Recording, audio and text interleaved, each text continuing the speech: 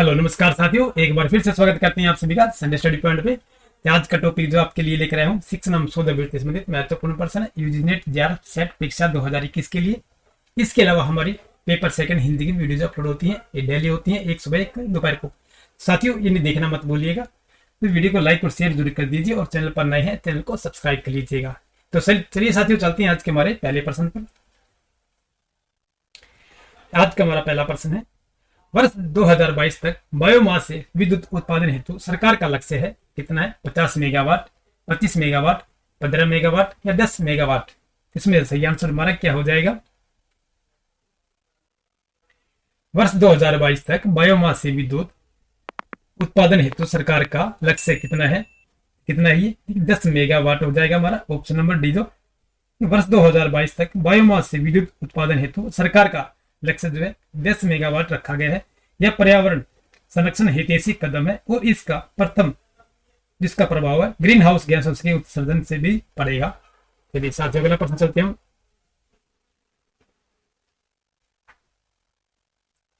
संपोषक विकास का लक्ष्य है निम्नलिखित में से किस वर्ष तक प्राप्त करने का विशिष्ट लक्ष्य है? 2022, 2030, 2040 या 2050 तक। ये संपोषक पूछा गया है। संपोषक विकास का लक्ष्य निर्धारित या निम्नलिखित में से किस वर्ष तक प्राप्त करने का विशिष्ट लक्ष्य है? ये कितना हो जाएगा? ये 2030 तक हो जाएगा हमारा ऑप्शन नंबर बी। जो संपोषक विकास का लक्ष्य वर्ष 2030 तक प्राप्त करने का लक्ष्य रखा गया है। संपोषित विकास को निर्वहनीय विकास, सतत विकास एवं धारणीय विकास के नामों से भी जाना जाता है। विकास की इस अवधारणा का प्रारंभ वर्ष 1992 में ब्राजील की राजधानी रियो डी जेनेरियो में आयोजित पृथ्वी सम्मेलन में हुआ। संपोषित विकास की धारणा के तहत पर्यावरणीय प्रजातियों एवं वनस्पतियों के संरक्षण एवं विस्तार को बढ़ावा देना है। चलिए साथियों अगला प्रश्न चलते हैं। भारत की बड़ी बड़ी नदियों में जल प्रदूषण का निम्नलिखित में से सबसे बड़ा स्रोत क्या है? ये कौन सा हो जाएगा? ये असंसाधित मल जल, कृषि संबंधी जल प्रवाह, अनियमित लघु उद्योग या धार्मिक रीति रिवाज। इनमें सही आंसर क्या हो जाएगा? भारत की जो बड़ी बड़ी नदियां हैं, आपने देखा गंगा यमुना में कितना प्रदूषण है, जिसकी वजह से सिकुड़ती हुई चली जा रही है। दक्षिण में जो गंगोत्री है, दक्षिणी गंगोत्री बोले जाते हैं, गोदावरी, नर्मदा, ये सभी जो नदियां हैं ये बिल्कुल सिकुड़ती जा रही है। क्यों सिकुड़ती जा रही है? क्योंकि इसमें प्रदूषण की मात्रा बहुत अधिक हो गई है और पानी का दोहन भी अधिक हो गया और जो हमें क्या कहते हैं इसको, जो अतिक्रमण होता है वो भी बहुत अधिक बढ़ गया है। इसी वजह से नदियां सिकुड़ती जा रही हैं। इसमें सही आंसर ऑप्शन नंबर फर्स्ट हो जाएगा। असंसाधित मल जल जो होता है वो हम इसमें मिला देते हैं। ये भारत की बड़ी बड़ी नदियों में जल प्रदूषण का सबसे बड़ा स्रोत जो है असंसाधित मल जल है, जो कि कारखानों, फैक्ट्रियों, परमाणु संबंधों, संयंत्रों से प्रभावित होता रहता है। तो इसी वजह से इसका प्रदूषण अधिक हो रहा है नदियों में। चलिए साथियों अगला प्रश्न चलते हैं।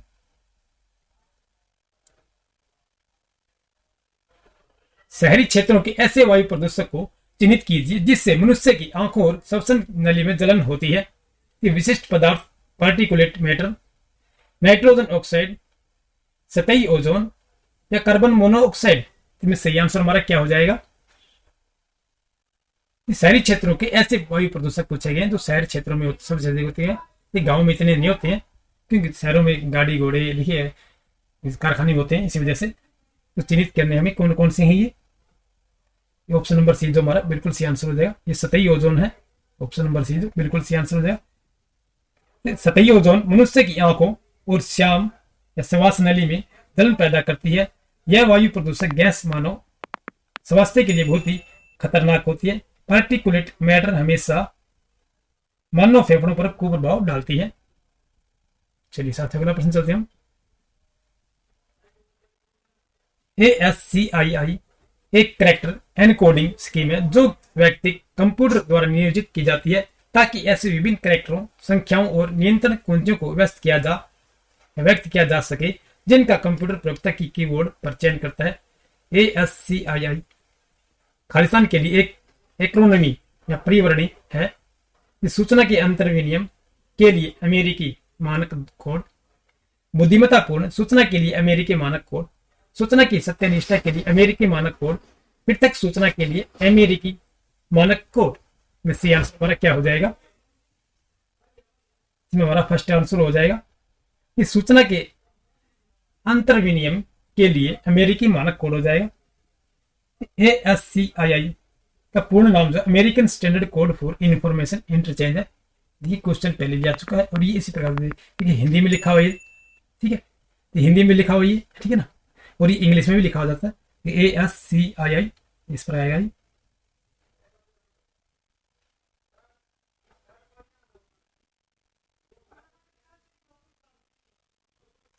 इस पर लिखा होता है ASCII का पूर्ण नाम जो अमेरिकी standard code for information interchange है। कंप्यूटर तथा इंटरनेट में टेक्स्ट फाइल के लिए प्रयोग होने वाला सबसे मुख्य रूप है।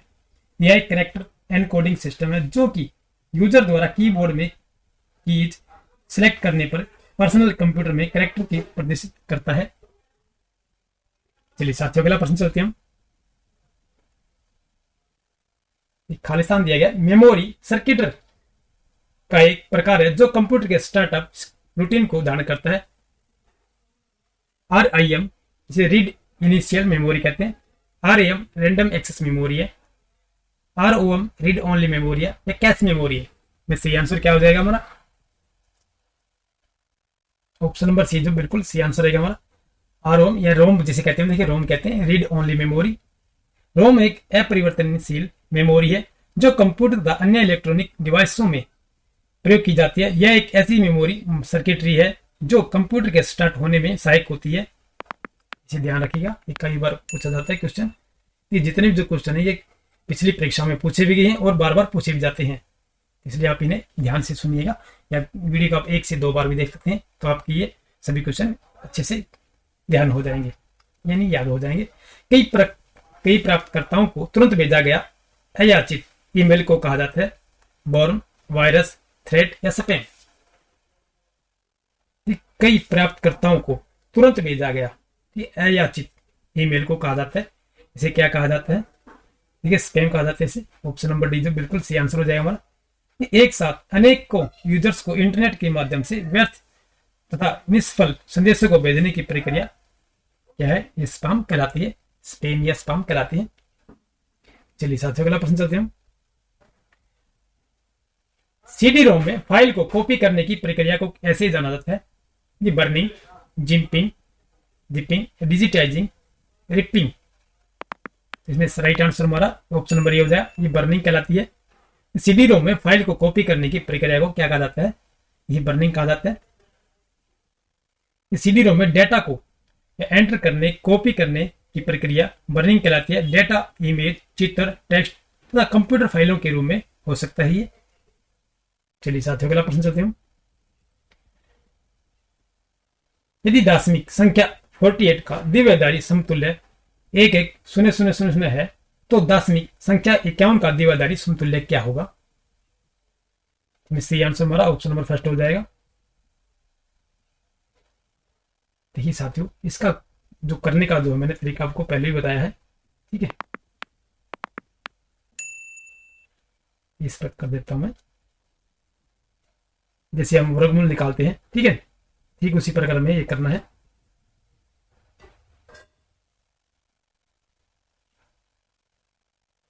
पहले हम 2 से करेंगे इसी, 25 आ जाएगा, ठीक है।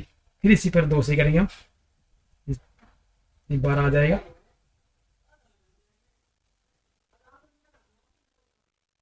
फिर 2 से करेंगे 6 आ जाएगा। फिर 2 से करेंगे 1 आएगा। सॉरी दोस्तों, देखिए 3 आ जाएगा, ठीक है जी। और अब 1 आ जाएगा नीचे। तो अब जो यह देखिए हमारा पहले तो यहाँ पर 1 आएगा, फिर हमारा यहाँ भी 1 आएगा, फिर 0, फिर 0, फिर 1, नीचे जो 1 बच ही रहा हमारा। इस प्रकार हमारा देखिए 1 1 0 0 1 1 आ जाएगा। एक ये हो जाए, एक ये मिला जाए। ऑप्शन नंबर फर्स्ट जो हमारा बिल्कुल सही आंसर हो जाएगा। इसका निकालने का देखिए ऐसे क्वेश्चन कई बार पूछ जाते हैं। यह दशमिक संख्या क्या उनका द्विआधारी समतुल्य है। चलिए अगला प्रश्न चलते हैं हम।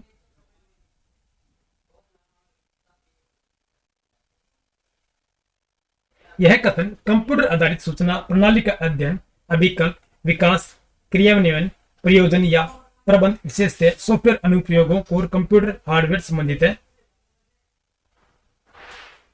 में सही आंसर हमारा क्या रहेगा? देखिए सूचना प्रौद्योगिकी आईटी से, सूचना और प्रतिभाग आधारित प्रौद्योगिकी आईसीटी से, सूचना और प्रदत्त प्रौद्योगिकी आईडीटी से, या कृत्रिम बुद्धि एआई से हो जाएगा हमारा।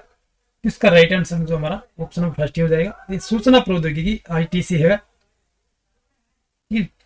कंप्यूटर आधारित सूचना प्रणाली का अध्ययन, अभिकल्पन, विकास, क्रियान्वयन, प्रयोजन या प्रबंधन विशेषता सॉफ्टवेयर अनुप्रयोगों और कंप्यूटर हार्डवेयर सूचना प्रौद्योगिकी आईटी से संबंधित है। चलिए साथियों अगला प्रश्न चलते हैं हम। निर्देश दिया गया प्रश्न संख्या 21 से लेकर 23 तक निम्न तालिका में ऐसे अलग अलग आयु समूह में लोगों को दर्शाया गया है जिन्होंने अपनी पसंद के संगीत की शैली के संबंध में किए गए सर्वेक्षण में उत्तर दिया है। इस सूचना का प्रयोग नीचे दिए गए प्रश्नों के उत्तर देने के लिए कीजिए। तो प्रदत्त उत्तर निकटतम पूर्ण प्रतिशतता के आधार पर है। चलिए साथियों देखिए शास्त्रीय ये सभी क्वेश्चन दिए गए हैं, यानी शास्त्रीय, पॉप, रॉक, जज, ब्लूज, हिप हॉप, एम्बिएंट। देखिए सभी तारीख के हिसाब से, ये वर्ष के हिसाब से 15 से 20, 21 से 30 ये लोगों की संख्याएं हैं। चलिए पहला प्रश्न देखते हैं हम क्या है। 21 प्लस आयु के उत्तरदाताओं के कितने प्रतिशत ने शास्त्रीय संगीत से भिन्न पसंदीदा शैली को इंगित किया है? ये 31 प्लस पूछा गया है, ये हो जाएगा ठीक है। उसमें टोटल पूछा गया कि कितने शास्त्रीय संगीत से भिन्न पसंदीदा शैली को इंगित किया गया है। तो इसमें सही आंसर हमारा ये टोटल क्या हो जाएगा?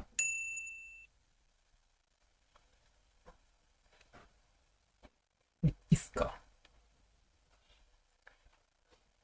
ये देखिएगा, इसमें 31 प्लस पूछा गया है, तो हमें जो है ना देखिए इन सभी का टोटल करना पड़ेगा। ठीक है, ये छोटा कर देते हैं थोड़ा।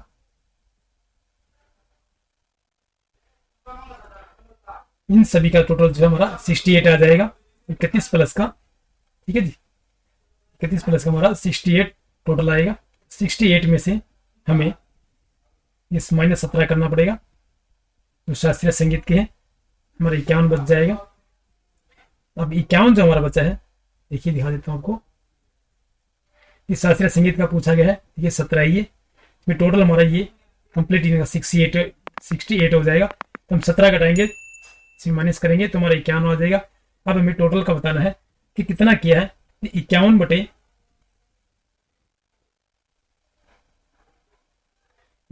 68 करेंगे हम, कि टोटल जो है इनका 68 था। ठीक है, गुना में 100 करेंगे। अब इसका कटिंग करने पर हमारा 75% आ जाएगा। ठीक है साथियों, इसमें जो राइट आंसर हमारा अब देखिएगा ऑप्शन नंबर सी हो जाएगा। ऑप्शन नंबर सी हमारा बिल्कुल सी आंसर हो जाएगा। चलिए, कुल प्रतिदर्श का लगभग कितने प्रतिशत यह संकेत देता है कि हिप हॉप उनकी पसंद की संगीत शैली है?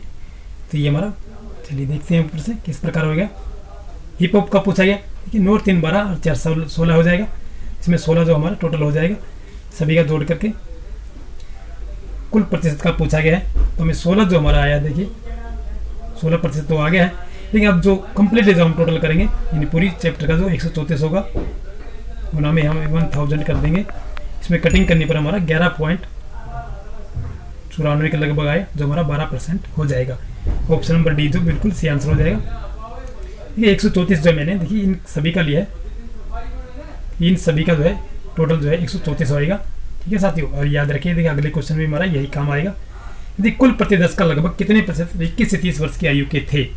21 से 30 वर्ष की आयु के पूछे गए हैं। चलिए वहीं चलते हम एक बार फिर से। 21 से 30 वर्ष का पूछा गया, जी हमें इसका भी टोटल करना है, इसका भी टोटल करना है और इसका भी टोटल करना है। तो इसका हमें कंप्लीट का देखिए 134 है, और जो बीच वाले का है वो हमारा 33 हो जाएगा। यानी कि 21 से 30 वर्ष के जो टोटल है हमारा ये कंप्लीट जो है, इसका जो है 33 होगा, और कंप्लीट का जो हमारा 134 आएगा। चलिए वहीं चलते हम एक बार फिर से क्वेश्चन पर ही। तो हम यहीं से क्वेश्चन निकालेंगे। ये हमारा 33 होगा, और कंप्लीट का हमारा 33 है, वो टोटल जो है 134 आएगा हमारा, और गुना में ये हमें 100 करना है परसेंटेज में। जब हम इसका कटिंग करेंगे तो हमारे 24.62% के लगभग आ जाएगा। ठीक है, तो हमारे ये 25% के लगभग होता है। देखिए इसमें जो है क्या है, ऑप्शन नंबर सी जो है देखिए 25% है ना, तो ये हमारा सही आंसर हो जाएगा 25%। ठीक है साथियों। तो चलिए आज की जो वीडियो हमारी ये समाप्त करते हैं। जो वीडियो को कैसे लगे हमें कमेंट बॉक्स में बताइएगा। वीडियो को लाइक और शेयर जरूर कर दीजिए और चैनल को सब्सक्राइब कर लीजिए। फिर मिलते हैं नेक्स्ट वीडियो में, तब तक के लिए गुड बाय।